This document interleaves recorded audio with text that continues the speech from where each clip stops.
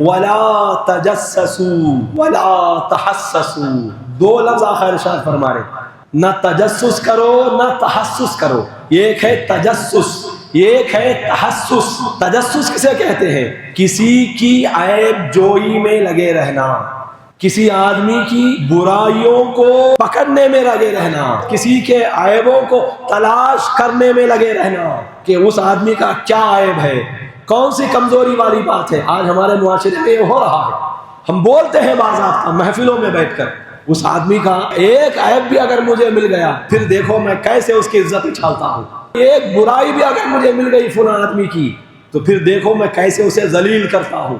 یہ باضابطہ ہم محفلوں میں کہتے ہیں۔ حضور کی تعلیم کیا ہے؟ اسلام کی تعلیم کیا ہے؟ مذہب اسلام ہم کو کیا سکھا رہا ہے اور ہم کیا کر رہے ہیں؟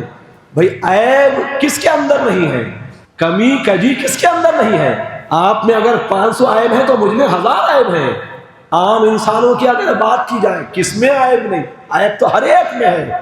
اکثر و بیشتر ایسا ہی ہوتا ہے، جو آدمی کسی کی عیب جوئی میں لگا رہتا ہے خود اس کے اندر اس سے زیادہ عیب ہوتے ہیں۔ حضور کیا فرما رہے ہیں؟ جاسوسی نہ کرو، کس میں کیا عیب ہے یہ تلاش کرنے میں نہ لگو، اس میں وقت اپنا برباد نہ کرو، بلکہ اگر عاشق رسول ہو، محب رسول ہو، اپنے اندر جھانکو، دیکھو کہ کیا عیب ہے، اسے دور کرنے کی کوشش کرو۔ حضور نے فرمایا ولا تجسسوا، یہی بات قرآن میں اللہ فرما رہا ہے ولا تجسسوا، ایک ہی بات اللہ بھی کہہ رہا ہے، حضور بھی کہہ رہے ہیں۔ باضابطہ ہم آدمیوں کو لگاتے ہیں، جاؤ دیکھو اس آدمی میں کیا کیا عیب ہیں، کیا کیا برائیاں ہیں۔ بازو کے گھر سے آواز آ رہی تو کان لگا کے سن رہے ہیں، کیا بات چیت ہو رہی میاں بیوی میں، کیا گفتگو ہو رہی ہے۔ ہر ایک کے اٹھنے بیٹھنے کو دیکھتے رہتے ہیں کہ کوئی نہ کوئی عیب نظر آ جائے تاکہ ہم اسے لے کر لوگوں میں اچھال کر اس کی عزتوں کو پامال کریں۔ یہ عادت آپ کے اندر ہے تو پھر آپ کو عاشق رسول کہنے کا کوئی حق نہیں۔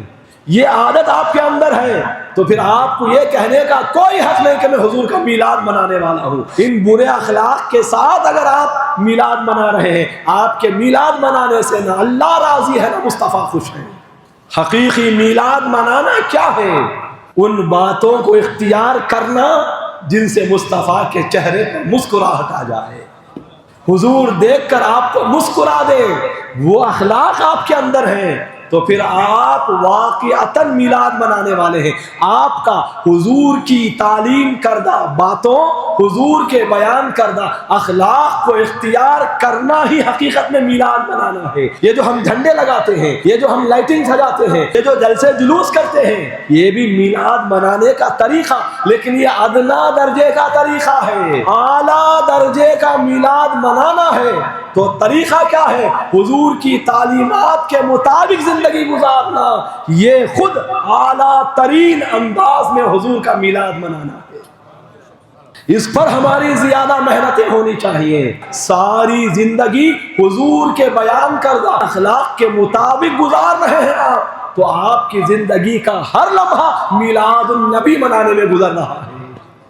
تو حضور کیا فرما رہے ہیں؟ جاسوسی نہ کرو، کس کی زندگی میں کیا عیب ہے یہ تلاش نہ کرو، عیب تو تمہاری زندگی میں بے شمار ہے، انہیں تلاش کر کر کے چن چن کر نکال کر پھینکنے میں زندگی گزارو تو مزہ ہے، تو عزتیں ہیں، تو کامیابی ہے۔